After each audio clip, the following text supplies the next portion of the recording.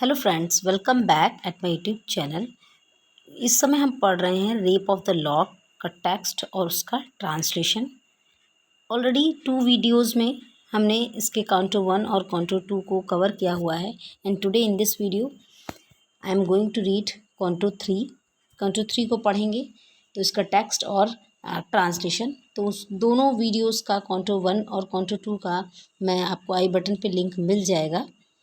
अगर आपने नहीं वॉच किया है तो पहले उसको वॉच करिए, देन इसको वॉच करिए, तो ताकि आपको जो ट्रांसलेशन है वो क्लियर होता चलेगा। But before starting this video I would like to request you, if someone is watching my channel first time and haven't subscribed yet, so please do subscribe, and as well as if video prove helpful to you, so give the thumb of like. So now let's get started. Close by those meets forever crowned with flowers, where Thames with pride surveys his rising towers, there stands a structure of majestic frame which from the neighboring Hampton takes its name. उन चारागाहों के पास जो सदैव फूलों से भरे रहते हैं और जहाँ टेम्स नदी अपने किनारे पर खड़े भव्य भवनों का निरीक्षण करती रहती है, एक शाही भवन का नाम हैम्पटन है। यह नाम पास के हैम्पटन नामक जो गांव है उसी के नाम पर आधारित है। Here Britain's statesmen of the fall foldom, of foreign tyrants and of names at home, hear thou great Annie, whom 3 realms obey, dost sometime counsel take and sometimes tea. इसी भवन में बहुधा ब्रिटिश राजनीतिज्ञ इकट्ठे होते हैं और विदेशी शासकों के पतन की भविष्यवाणी करते हैं और देश में सुंदर महिलाओं के चारित्रिक पतन की भविष्यवाणी करते हैं। इसी भवन में महान रानी एनी, इंग्लैंड के 3 राज्यों इंग्लैंड, स्कॉटलैंड तथा आयरलैंड की शासक कभी कभी राजनीतिक विचार विमर्श करती हैं। तो ये क्वीन एनी जो है हु रूल्ड फ्रॉम 1700 टू 1714, 1702 से लेकर 1714 तक क्वीन एनी ने रूल किया था, जो कि टेरिटरीज़ पर ऑफ इंग्लैंड, जो इंग्लैंड की टेरिटरीज़ थी, स्कॉटलैंड, आयरलैंड और इंग्लैंड की, तो उस पर रूल किया था। उन्हीं के बारे में बात हो रही है यहाँ पर। इसी भवन में आयरलैंड की शासक कभी कभी राजनीतिक विचार विमर्श करती हैं और कभी कभी जलसे और चाय आदि की दावत में सम्मिलित होती हैं। इसी भवन में महान रानी एनी, इंग्लैंड के 3 राज्यों इंग्लैंड, स्कॉटलैंड तथा आयरलैंड की शासक कभी कभी राजनीतिक विचार विमर्श करती हैं और कभी कभी जलसे और चाय आदि की दावत में सम्मिलित होती हैं। इस भवन में फैशनेबल युवा और सुंदर युवतियाँ समय समय पर इकट्ठे होते हैं और दरबारी जिंदगी तथा तौर तरीकों का लाभ उठाते हैं। And hither the heroes and dames resolve to taste awhile the pleasure of a court. In warriors' talk, instructive hours they passed. Who gave the ball or paid the visit last? One speaks the glory of the British Queen, and one describes a charming Indian screen. A third interprets motions, looks, and eyes. At every word a reputation dies. Snuff are the fans supply each pause of chat with singing, laughing, ogling and all that. तो इस भवन में fashionable युवा और सुंदर युवतियां समय समय पर इकट्ठे होते हैं और दरबारी जिंदगी तथा तौर तरीकों का लाभ उठाते हैं। वे यहाँ संसार के अनेक विषयों पर बातचीत करते हैं और यदि कोई ब्रिटेन की महारानी के वैभव की बातचीत करता है तो कोई सुदूर पूर्व भारत से आए कपड़ों की डिज़ाइनों की बात करता है। एक तीसरा वहाँ एकत्रित महिलाओं और पुरुषों के हाव भावों और संकेतों पर अपनी व्याख्या देता है और इस व्याख्या के प्रत्येक शब्द के द्वारा किसी पात्र के चरित्र की हत्या कर दी जाती है। ये गप्पे अविरल रूप से चलती रहती हैं। किसी पुरुष द्वारा तंबाकू का सेवन अथवा किसी महिला के पंखे की आवाज़ अथवा किसी गीत, हंसी, प्यार आदि इसी तरह के अन्य कार्य मात्र से इन गप्पों में बाधा पहुंचती है। Next lines. Meanwhile, declining from the noon of day, the sun obliquely shoots his burning ray. The hungry judge soon the sentence sign, and wretches hang that jury them might end. इसी समय सूर्य दोपहर के ऊंचे स्थान से आसमान में नीचे आ गया और अब उसकी तेज किरणें जमीन पर तिरछी पड़ने लगीं। सायंकाल होते ही जज लोग अपने निर्णय लिखने में जल्दी करते हैं क्योंकि उन्हें भूख लगी होती है और घर जाने की जल्दी होती है।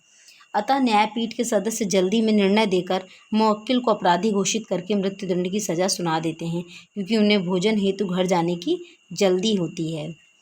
The merchant from the exchange returns in peace, and the long labors of the toilet cease. Belinda, now whom thirst of fame invites, burns to encounter two adventurous knights at Umber singly to decide their doom. इसी समय व्यापारी लोग stock exchange से अपने काम पूरे करके घर वापस आते हैं ताकि कुछ शांति प्राप्त कर सकें, और फैशनेबल औरतें अपने श्रृंगार को पूरा करती हैं। अब बेलिंडा प्रसिद्धि और विशिष्टता प्राप्त करने हेतु ताशों के खेल ओम्बर में व्यस्त दो युवकों को हराने के अवसर का बेकरारी से इंतजार करने लगी। And swells her breast with conquest yet to come. Straight the three bands prepare in arms to join, each band the number of the sacred 9. Soon as she spread her hand, the aerial guard descend and sit on each important card. अपनी विजय के बारे में सोचते हुए उसे घमंड आ गया और तीनों खिलाड़ी युद्ध के लिए तैयार हो गए। प्रत्येक ने अपने हाथ में 9 ताश ले रखे थे और देवियों की संख्या भी 9 है। जैसे ही बेलिंडा ने ताश अपने हाथ में फैलाया, हवा की आत्माएं नीचे आ गईं और प्रत्येक महत्वपूर्ण कार्ड पर बैठ गईं। First Ariel perched upon a matador, then each according to the rank they bore, for sylphs yet mindful of their ancient race are, as when women wondrous fond of place.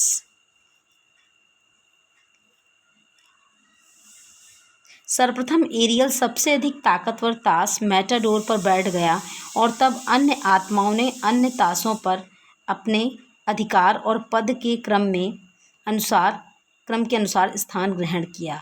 यह ध्यान देने योग्य बात है कि ये सिल्फें ये याद करते हुए कि इस व्यवस्था से पूर्व ये औरतें थीं, अपने पद और स्थान के विषय में काफ़ी सजग रहती हैं। मतलब जो सिल्फ थी ये इसके पहले एक महिला थी, तो इस चीज़ को सोचते हुए बहुत ज़्यादा मतलब उन्हें उनका टारगेट ये है कि बेलिंडा को ही जिताना है, तो ये मतलब इस चीज़ को लेकर के वो बहुत अलर्ट है। नेक्स्ट लाइन्स,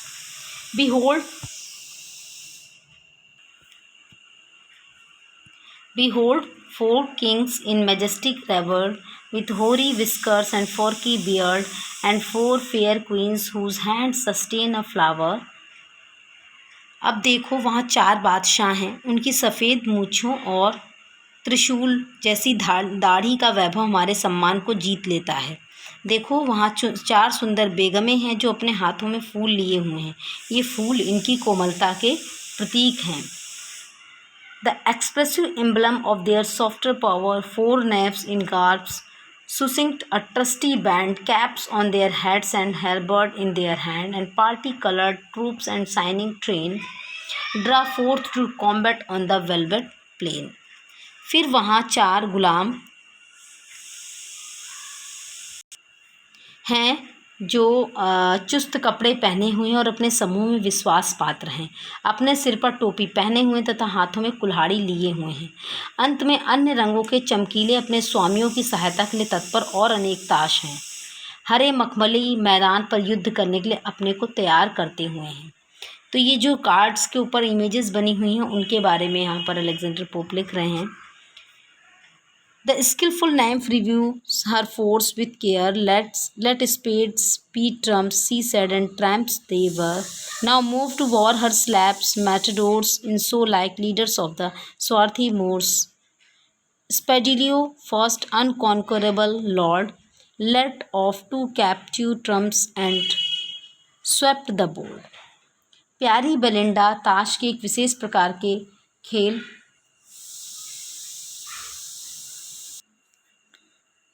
जिसे कि ओम्बर कहते हैं में विशेष योग्य थी। वह उन ताश के पत्तों को जो उसके हाथ में थे ध्यान से देखती है और फिर यह घोषित करती कि स्पेड चाल चलेगा।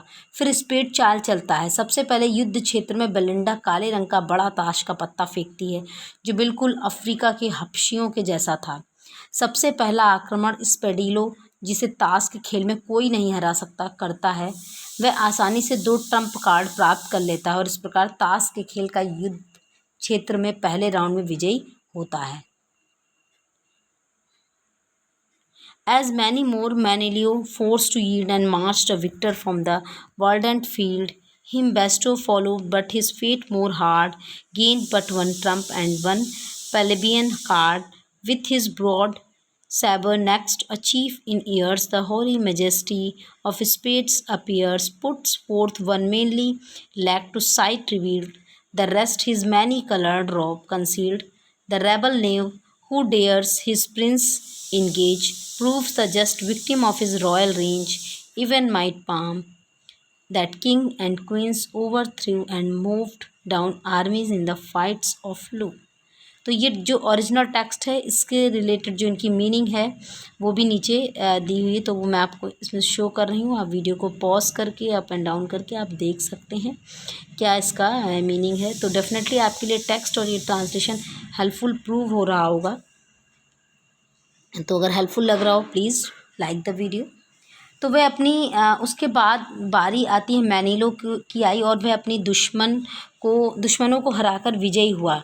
मैनिलो के बाद बेस्टो आया, उसको लड़ाई लड़नी पड़ी और वह बहुत ज़्यादा भाग्यशाली ना रहा। बेस्टो सिर्फ एक ही ट्रम्प कार्ड प्राप्त कर पाया और उसका दूसरा पत्ता साधारण पत्ता था। उसके बाद आता है हुक्म का बूढ़ा राजा, एक बड़ी कटार लिए। वह अपनी बड़ी उम्र के कारण बूढ़ा लग रहा था।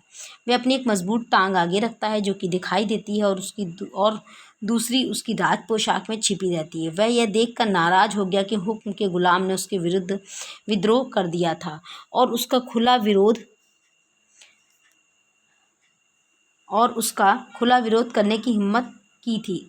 उसने हुक्म के गुलाम के विद्रोह को शीघ्र ही दबा लिया और उस पर विजय प्राप्त कर ली। शक्तिशाली और क्रोधपूर्ण हुक्म के बादशाह के समक्ष तो वह शक्तिशाली पैम भी समर्पण कर देता है, जो शक्तिशाली बादशाहों और बेगमों को हरा सकता है और लू नामक ताश के खेल में अन्य अनेक ताशों को हरा सकता है। Next text. Sad chance of war, now destitute of aid, falls undistinguished by the victor spade. Thus far both armies to Belinda yield. Now to the barren fate inclines the field. His warlike Amazon her host invades. पैम ने बिना विरोध के आत्मसमर्पण कर दिया क्योंकि उसकी सहायता के लिए कोई सेना नहीं थी। अवसर और अनिश्चितता युद्ध के कठोर सत्य हैं और बेलिंडा ने अब तक अपनी विरोधी दोनों सेनाओं पर विजय प्राप्त की हुई है, परंतु अब भाग्य बैरन के पक्ष में होता है। उसकी भयानक शक्तिशाली हुक्म की बेगम बेलिंडा की ताशों की सेना पर भयानक हमला करती है। इस हमले का पहला शिकार चिड़ी का काला बादशाह हुआ। अपनी घमंडी दृष्टि और जंगली घमंड के बावजूद वह युद्ध क्षेत्र में मारा गया। The imperial consort of the crown of spades, the club's black tyrant, first her victim died, spite of his haughty mien and barbarous pride, what boots the regal circle on his head, his giant limbs in state unwildly spread, the long behind it trails his pompous robe. उसके सिर पर उसने शाही ताज का क्या लाभ है, उसके शरीर के विशाल भाग युद्ध क्षेत्र में इधर उधर बुरी तरह फैले पड़े हैं। उसके सुंदर शाही कपड़ों का पिछला निम्न भाग अब उसके शरीर पर सिकुड़ा पड़ा है। इस क्षण वह स्वयं विश्व के राजाओं में धूल चाट रहा है।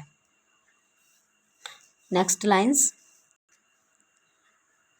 And of all monarchs only grasps the globe, the baron now his diamonds pours apace, the embroidered king who sews but half his face.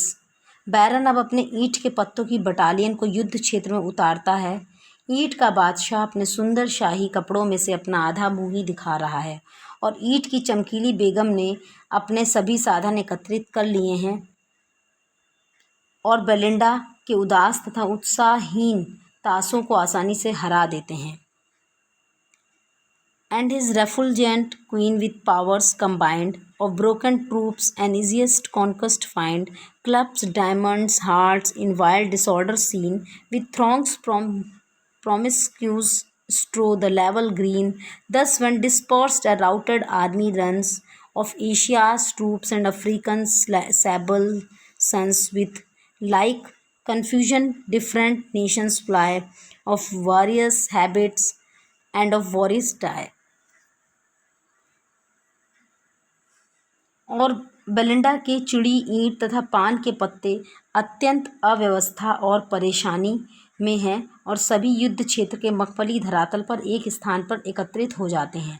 Belinda के तासों की अव्यवस्था और दुर्दशा उसी तरह की है जिस प्रकार की अफ्रीका के काले सैनिकों की और एशियन सेना की जब वे युद्ध क्षेत्र में भाग रहे होते हैं तथा जो विभिन्न देशों से आए और विभिन्न रंगों की विभिन्न पोशाक पहने होते हैं।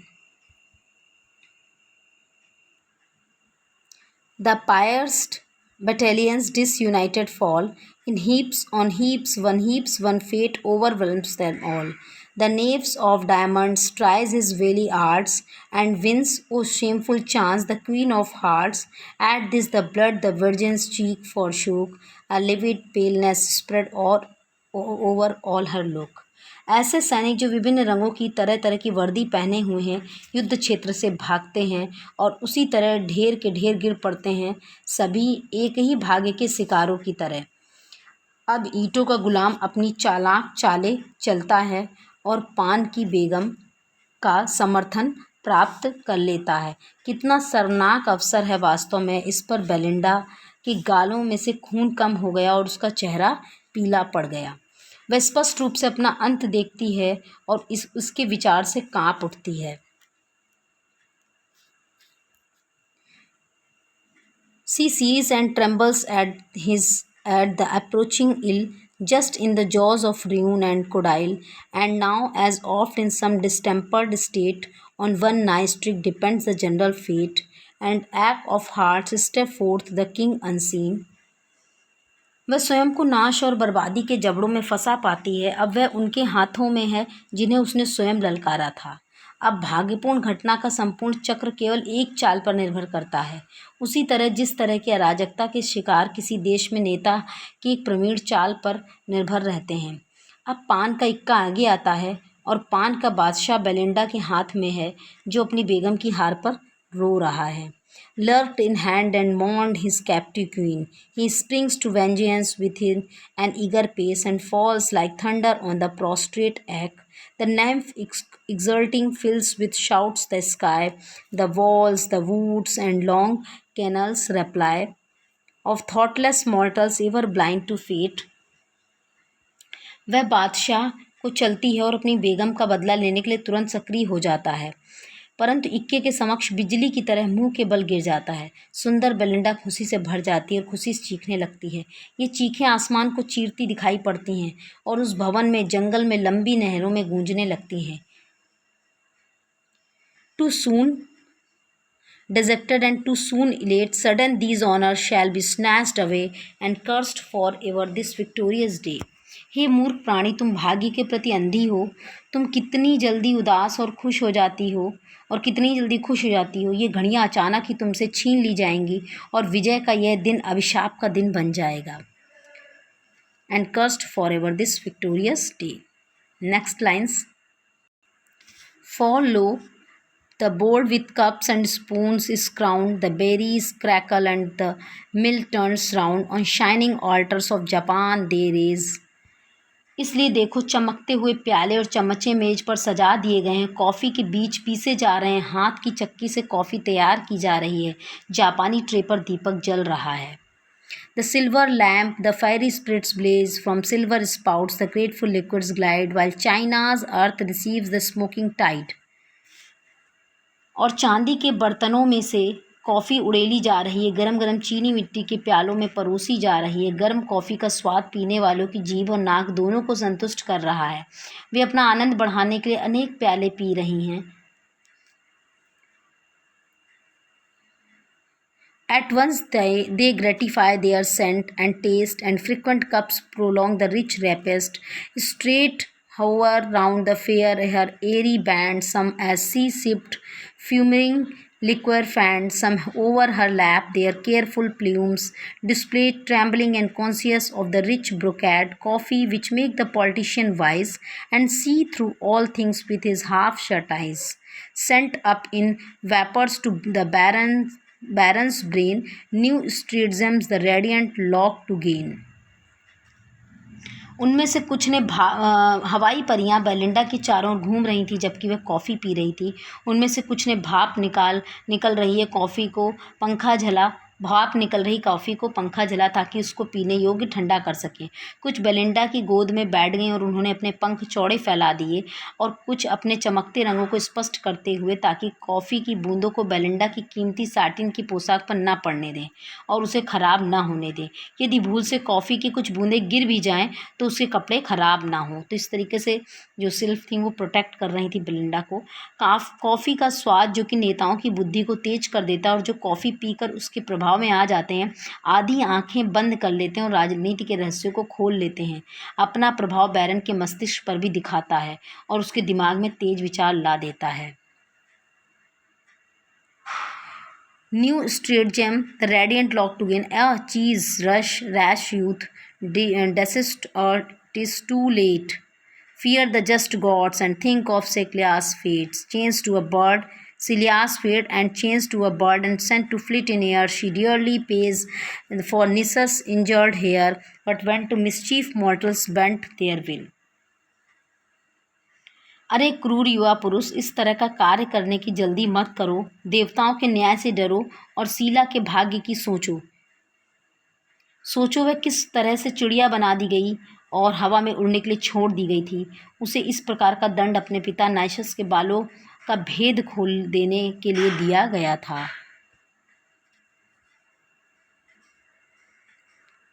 But when to mischief mortals bend their will, how soon they find fit instruments of ill. Just then Clarissa drew with tempting grace. लेकिन जब मनुष्य कोई बुरा कार्य करने की सोचते हैं तो वे किसी न किसी प्रकार से उस बुरे काम को पूरा करने के साधन भी ढूंढ लेते हैं। और तभी उसी समय एक औरत जिसका नाम क्लैरिसा था, उसने अपने चमकते बटुए में से एक कैंची इतनी कुशलता व सलीके से निकाली कि वह बैरन चाहने लगा कि वह उसे मिल जाए और वह उस कैंची का इस्तेमाल करे। To its weapon from her shining case, so ladies in romance assist their knight, present the spear and arm him for the fight. He takes the gift with reverence and extends the little engine on his fingers. In just behind Belinda's neck he spreads, as over the fragrant steam she bends her head. Swift to the lock 1,000 sprites repair. तो पढ़ रहे थे तभी उसी समय एक औरत जिसका नाम क्लैरिसा था, उसने अपने चमकते बटुए में से एक कैंची इतनी कुशलता व सलीके से निकाली कि वह बैरन चाहने लगा कि वह उसे मिल जाए और वह उस कैंची का इस्तेमाल करे। क्लैरिसा ने वह कैंची बैरन को दे दी। उसने बैरन को कैंची इस ढंग से दी जैसे कि रोमांचक कहानियों में युवतियाँ नाइटों को जब वे युद्ध क्षेत्र में जाते थे हथियार देती थी। तो इसको आइस टेक्स्ट और ट्रांसलेशन को आगे नेक्स्ट वीडियो में कंटिन्यू करूँगी। सो इस वीडियो में इतना ही एंड थैंक्स फॉर वॉचिंग।